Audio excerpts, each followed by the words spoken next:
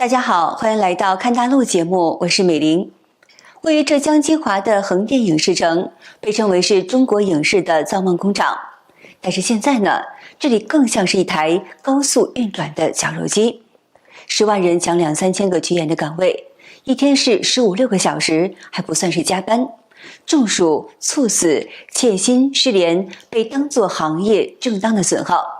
所謂的短劇風口正在用最低的成本榨乾最底層的人。現在影視圈處境太艱難了，據說一大波演員都沒活幹，行業進入寒冬期。就說橫店那邊，70%從業者都被迫離開了，沒工作不說，有的拍戲時凍得那叫一個慘。就拿近期德賢錦志來說，票房剛過2億，要知道這可是有頂流加持的作品。都這個情況，那些小演員2、3線藝人就更不用說了，好多人凍得狼狽不堪，已經屬於失業狀態。你們有沒有發現，不少明星突然轉行去帶貨了？這大概率是因為當影視演員不賺錢了，再加上消費力下降，觀眾對電影、電視劇的熱情也没那麼高了，所以大家都在喊行業寒冬煎熬啊。太離譜了！橫店群演大夏天穿棉襖拍戲，拍到中暑才給143塊，這就是底層演員的真實處境。你知道這143塊怎麼掙的嗎？凌晨4點半到崗，烈日下穿着厚重的棉襖戲服，一站就是10幾個小時。有些人為了這點錢，硬扛着高溫拍完整場戲，結果直接中暑倒在現場。更心酸的是，中暑了也沒人管，因為劇組拍完就把群聊解散了，連維權都找不到人。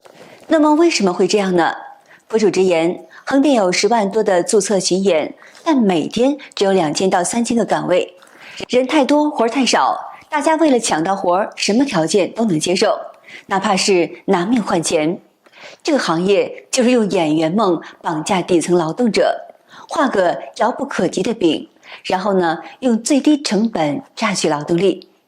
真正讓人心痛的，還不只是這143塊有多少，而是太多人為了一個夢，連健康都不要了。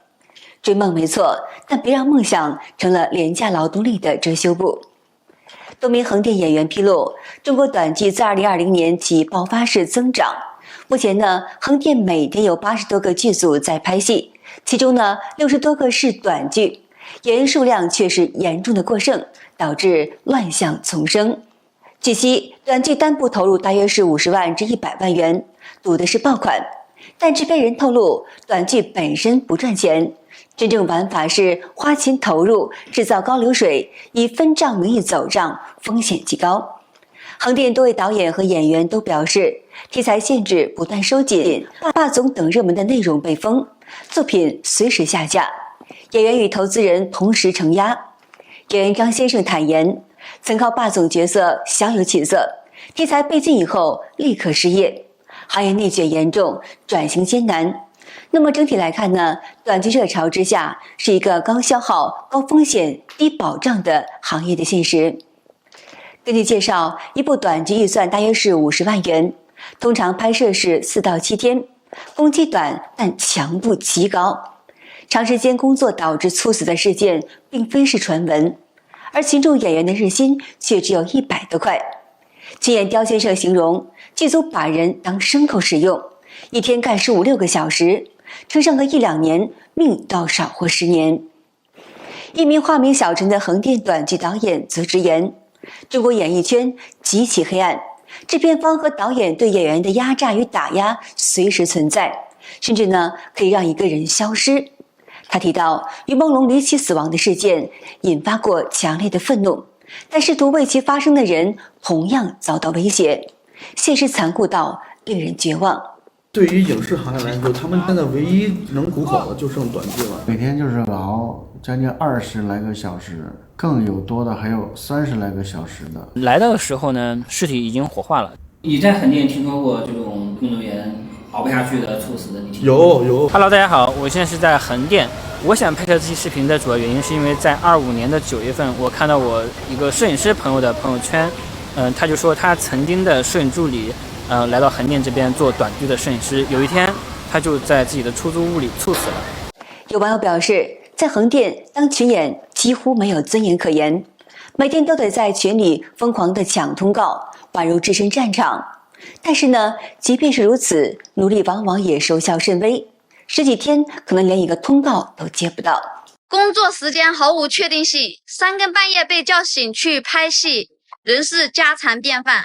大夏天的時候，明明天氣酷熱難耐，卻不得不套上3、4件厚重的古裝衣服，悶得渾身是汗。等你退衣服的時候，僅僅因為一件衣服沒有掛好，就會被服裝師嚴厲指責，那種憋屈簡直讓人難以忍受。白天更是別提了，只能在戶外毫無遮擋的地方等着炙熱的太陽暴曬。演員張先生還直言，欠薪幾乎是常態，很多人拍完戲拿不到錢，金額又達不到立案的標準。那麼更糟糕的是，各種交錢給角色的騙局，以及性騷擾、被灌酒，甚至被暗示接受潛規則的情況，在圈內並不罕見。42歲的於清斌已經從事演員行業20年了，早年主要是拍攝長篇電視劇，曾經出演《情定三生》《新邊城浪子》等作品，也有過与朱一龍等实力演員同組拍戲、对戲交流的經歷。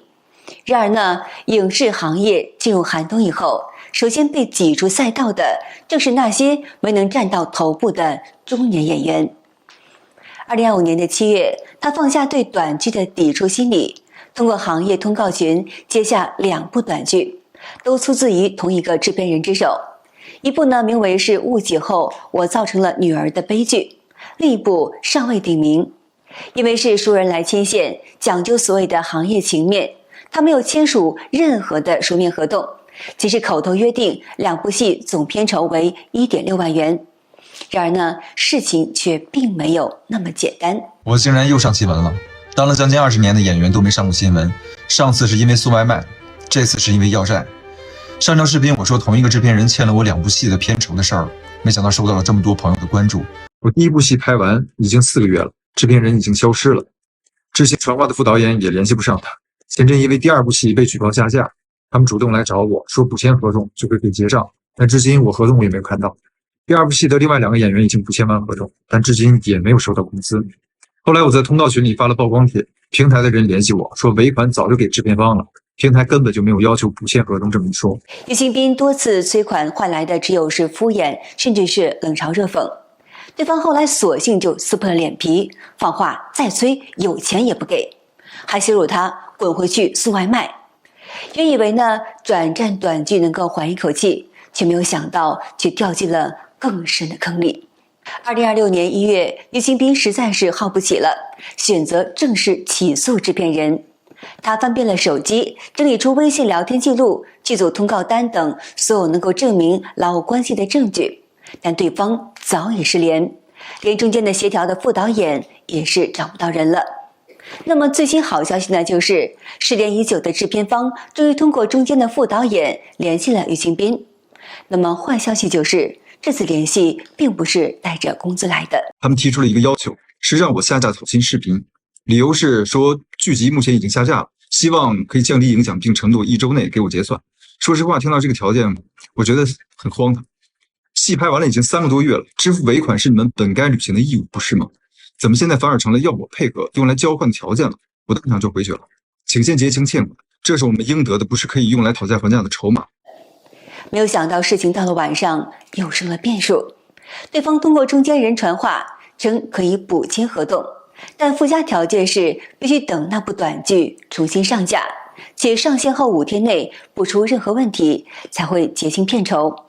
對此呢，於清斌當場反問，那麼如果這部劇永遠無法重新上架，是不是就意味着錢可以無限期的不結？在他看來呢，這種說法本身就是荒謬至極。演員已經完成了拍攝的工作，付出了時間與勞動，無論作品的命運如何，工資都理應是結清，更何況片酬已被拖欠了幾個月之久。他直言道，如果不是這件事在網絡上引發了足夠多的關注，對方恐怕就打算這樣的一直白嫖下去。于清斌還坦言，近年來長劇開機量銳減40%，一年收入驟減至5萬到8萬元。而他在2020年於北京的6環購買的一套80平方米的現淨房，每個月1萬多的房貸卻是從未停過，壓力幾乎將人壓垮。在存款見底、四處借錢仍難以為繼的情況之下，2025年的3月，他背起了外賣箱，成為了城市中穿梭的騎手。事實上，於清斌的遭遇並非是個例。而是短劇行業野蠻生長的縮影。這個看似熱鬧的新賽道背後亂象叢生。據有媒體披露，超過60%短劇配角和群演沒有任何的書面的合同，全靠微信群來接戲、口頭談價。一旦出事，連基本的憑證都拿不出來。那麼更有超過40%從業者遭遇過欠薪，群演被集體拖欠的人均金額甚至不到600塊。許多人嫌維權成本太高，只能是自認倒霉。在每年幾萬名表演系的畢業生持續湧入的壓力之下，競爭越發激烈。演員唐先生表示，短劇只有男1號才可能真正的出頭。如今呢，連爭取男2號都是異常的艱難，片酬不斷被壓低，還有人以更低的價格來搶戲。他感嘆橫店太卷了，帥的人太多，醫美泛濫，甚至讓人產生嚴重的容貌焦慮，對行業逐漸心灰意冷。女演員的處境則是更為艱難。演員夏女士透露，橫店女演員數量龐大，卻長期是無戲可拍。有人一天沒吃飯，沒錢回家，只能是硬撐着等待機會。另外呢，1月17號，多名短劇演員曝光，寒夜拍雨戲時，劇組竟然讓嬰兒長時間淋雨取景，孩子哭到撕心裂肺，卻拒絕使用假嬰兒道具。演員普遍反映，短劇拍攝幾乎是沒有保障，通宵趕工成了常態，預算極低，成片質量也是堪憂。橫店的生活成本同樣是高得驚人。有網友表示，一間只能放下小床和廁所的單間，月租至少要500塊，一頓普通飯菜就要幾十塊錢，而群演的收入卻是極低的，辛苦一天10幾個小時工作也就有100塊錢，相當於每小時僅10塊錢。另外呢，在過去的1年裡，只要你常刷大陸平台的直播，就不難注意到一種迅速蔓延開的直播形態。一群穿着統一、妝容精緻的年輕主播，在動感音樂中反覆跳着整齊劃一的舞蹈，間或與彈幕互動，向打賞大哥大姐致謝。這就是如今被稱為團播的直播模式。校招的時候，他說月薪8000，表現得好月入过万，工作時間只有6個小時，工作內容主要就是展示舞蹈。然後我就以為這個通過跳舞就能賺錢的，但實際上不是的。就現在團播很卷嘛，有很多大哥他是有目的的，大哥跟主播關係就是談戀愛嘛，現在轉賬，然後打比賽的時候就給他衝業績，公司也能賺錢，主播也能賺錢。我說想離開，他說可以，但是要再播1個月。我就說我不要這個月的工資了。然後他說不行，我後面就說那我再播1個月可以，但是要先寫一個書面的協議，他也不同意。今天下午，一個剛加我的團播主播諮詢到我說，工會逼着他做擦邊懲罰、彎腰、被推搡，甚至有更過分的要求，還要對着鏡頭搶笑，就因為這樣打賞多，工會能賺錢。他給我發的錄屏裡，有人舉着懲罰牌，公屏裡刷着腿要伸直，他穿着着短裙被按在地上，後台還要算流水不夠扣工資。你們以為的搞笑效果是他下播後躲在廁所裡擦眼淚的理由，這不是直播效果，是拿尊嚴換碎銀。他簽合同的時候，工會說團播輕鬆賺錢快，轉頭就讓他穿着暴露做低俗動作，反抗就是違約金，反抗就是違約賠巨額違約金。昨天他想解約，運營甩來一句話：你不幹，有的是人幹，想走就等着吃官司，賠違約金吧。据業內的數據顯示，2025年團播日均開播房間數已經達到了大約是8000個，增長速度遠超外界想象。那麼隨着熱度的飆升，越來越多的人被吸引入場，從偶像團體退團成員無縫轉型，到話題差點忘了以前是幹嘛的，在社交平台刷屏，護士、律師、建築師、導演，甚至是地方歌舞團這樣的正規軍，都開始出現在團播的鏡頭前，仿佛一條全新的路正在打開。然而呢，鏡頭裡的光鮮背後是一整套高強度、低容錯、極度消耗人的運轉體系。團播看似熱鬧，實則是一場對體力、情緒和健康的長期透支。為了在短時間內留住觀眾，主播們在引流階段往往是要反覆跳極短的舞段，有人15秒一支舞，1分鐘跳3輪，1個小時重複上百遍，幾乎是沒有喘息的空間。一旦進入了正式表演階段，4位主播連續跳幾個小時，那更是常態。淚水浸透衣服，體力透支到接近昏厥，就是並不罕見。而真正讓人崩潰的，還不只是鏡頭前的高強度輸出。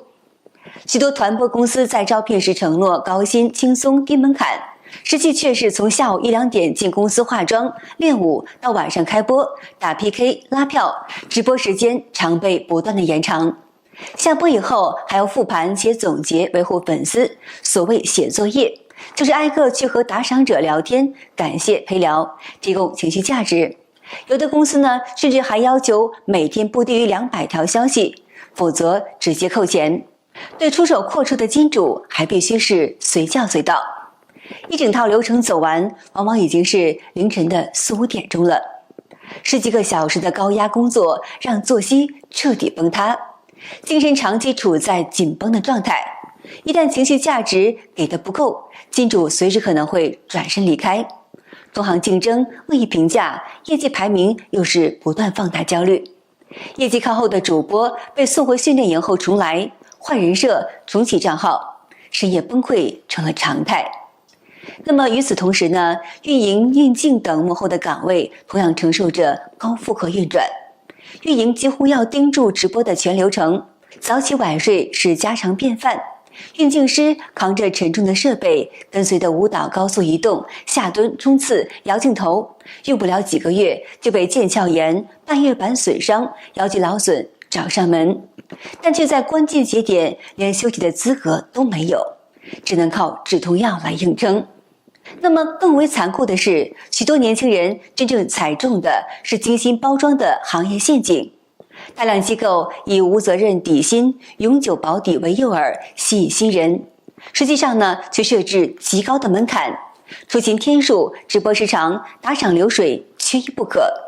95%以上主播根本就拿不到承諾中的收入，舞台服裝、妝造、培訓等費用往往需要自掏腰包。忙碌1個月，扣完費用只拿到幾十塊的情況，並非是個案。那麼更有從業者直言呢，表面賣的是才藝，實際核心卻是維護大哥。合同裡寫着不許私下接觸粉絲，現實中卻被默認甚至是暗示越界。只要能夠換來打賞，就無人追責。有人將其形容為沒有電棍的緬北。當有人想抽身離開，又發現自己簽的並非是正規的勞動合同，而是經濟協議或是合作協議，解約即面臨高額的違約金，甚至會被索賠幾十萬元。